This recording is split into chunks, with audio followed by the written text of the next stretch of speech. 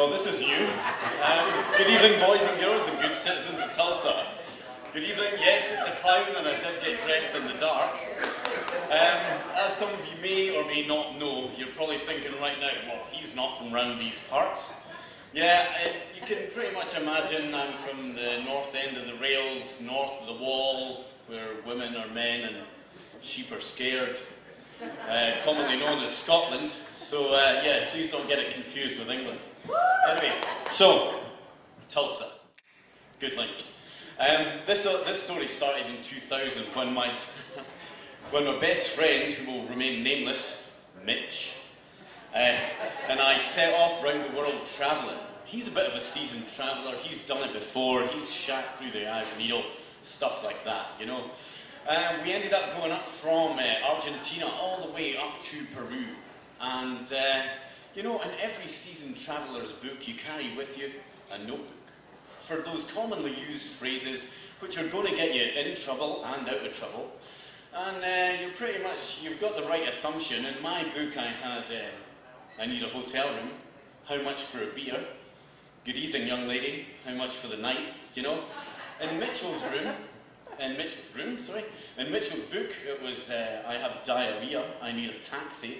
Where's the nearest hospital? And the most bizarre one of the lot. He turns round and asks our good translator friend, how do you say, please leave me alone? And I'm thinking, that's peculiar. And of course, it came back from the translator. For those who speak Spanish around here, it came back, déjeme en paz, por favor. And I'm like, haha, that's never going to get used. So, however, Mitchell gets his pencil out and writes in his notebook, no déjame en paz, por favor. Yeah? So anyway, we went up to this small mountain village called Tarapoto in Peru. And it just happened to be the 1st of November, commonly known as Dias de las Muertas. Eh? Now, if you're Scottish and you like a drink, any excuse to get your face painted is fucking good in my book, yeah? So anyway, the drinks are on, the drinks are flowing, and we've befriended a good table of nice girls from the rainforest, yeah? Lovely. However, it came to pass around 11 o'clock that the girl on my right-hand side, who introduced herself as Tijuana, I was like, well, Tijuana's clearly got something that's not quite fitting with me. So after a couple of questions, now I've lived in a city for most of my life, and as you can tell, I've picked up fashion tips along the way. And I know that those shoes do not match that dress, yeah? So I'm like, fuck, Tijuana is Roberto. So anyway, armed with this information, and being the loyal and trusted friend of Mitchell, I kept it to myself and encouraged him actively.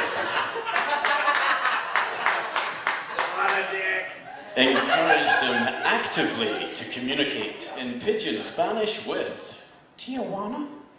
So anyway, the night progressed. 12 o'clock came round, and of course we all got kicked out, enjoying each of the pleasures and all the trappings of South America that comes with the territory. And of course I was suffering from... Anyway, I went back to the hotel. And of course, just as I passed, there was Mitch coming down the stairs. He turns to me and he said, I'm just going to have a bit of a walk. I'm going to stretch my legs. I'm thinking, that's peculiar. However, behind him, after a couple of strides, there was Tijuana. And I'm thinking, yeah, job's on, you know. So I took a kind of back seat and stood on the street corner. So Mitch takes the left-hand side of the street. Tijuana takes the right. So, you know, guys, there is a moral to this story. I don't know if you're very aware of how it is to walk in high heels, but a size 13 with goldfish and spangly buttons and bows and all sorts of shit of the day hanging off you, if you go any more than a good pace, you're going to sound like a fucking cart horse with buckets on its feet, yeah? So Mitch is taking so game on, he turns round, Tijuana's there, he takes the left-hand side of the street, Tijuana's on the right, the pace continues. They turn left, Tijuana's closing up, Mitchell looks behind him, fucking hell, it's like a horse race. Tijuana's got a hard-on and longing, loving behind her. Mitch is widening his circle, and the fear of being fucked chasing in from behind. And finally, like a scene from Back to the Future, "You are my density," he whips out his fucking notebook like a holster and goes, "No decamium pass, por favor." Now, these words rattling through the ears of a transvestite in the middle of the rainforest, it's, "Please don't leave me alone." So anyway, Tijuana, I can only imagine at this point, was heavily moisturised from the waist down. And they carried on round the block. Mitchell then saw her in his corner. He's like panicking. Where can he go? Where can he go? He goes for the lights in the Plaza de Armas. That's a safe haven for anyone who's about to get fucked. You know? So anyway, he's in the lights and he took his next chance. He pulls out the notebook. And this time, with feeling, he says it good and proper. "Please don't leave me alone." At this point, Tijuana breaks down, reaches forward for him, and Mitch, being a good farmer in Scotland, has the legs that Tijuana and her sequins and stilettos does not.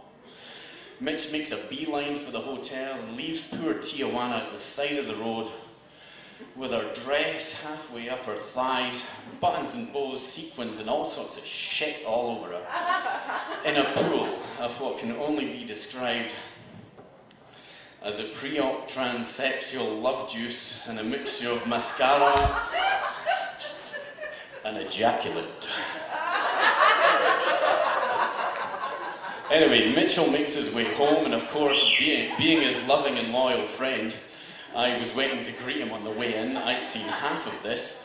He told me the end of the story, and it's been the closest time I've ever had a prolapse from laughing. Anyway, guys, so the moral of the story is, if you have got skeletons in your closet, and your skeleton wants you to dress up, there are 2 words of warning. If you're going to do it, make sure the shoes match the belt and your dress matches the drapes. Thank you, I'm Stephen. Cheers.